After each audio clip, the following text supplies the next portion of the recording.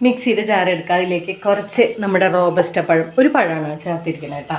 പിന്നെ ഇതിലേക്ക് ചേർക്കുന്നത് ഒരു പിടി തേങ്ങ, കൂടുതൽ വേണ്ടവർക്ക് കൂടുതൽ ചേർക്കാം കേട്ടോ. പിന്നെ ചേർക്കുന്നത് ഡേറ്റ്സ്. ഇത് നമുക്ക് നന്നായി ഒന്ന് അരച്ചെടുക്കാം. അപ്പം നമ്മുടെ തിക്കും ക്രീമിയും ആയിട്ടുള്ള നമ്മുടെ സ്മൂത്തി ഇവിടെ റെഡി ആയിട്ടുണ്ട് കേട്ടോ. ഇത്തവണയും ഞാനൊരു നുള്ളുപ്പിടാൻ മറന്നുപോയിട്ടാ. എനിക്ക് ഉപ്പിട്ടിട്ട് കഴിക്കാൻ ഇഷ്ടം. അപ്പോഴാണ് ആ ഒരു ടേസ്റ്റ് വരുന്നുള്ളൂ എന്ന് തോന്നും. പക്ഷെ മറന്നു പോകും. അരയ്ക്കുമ്പം ഉപ്പിട്ടാലേ കാര്യമുള്ളൂ, അല്ലെങ്കിൽ ആ ടേസ്റ്റ് കിട്ടില്ല, അവിടെ ഇവിടെയാവും. അലങ്കാരത്തിന് വേണ്ടിയിട്ടേ നമുക്ക് കുറച്ച് സീഡ്സ് ഇട്ട് കൊടുക്കാം. പംകിൻ സീഡും സൺഫ്ലവർ സീഡും ഇട്ട് കൊടുത്തു.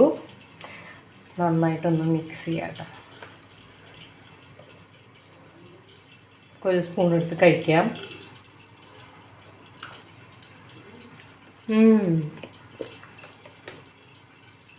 നല്ല ക്രീമി ആയിട്ടുള്ള നല്ല സൂപ്പർ ഒരു സ്മൂത്തി.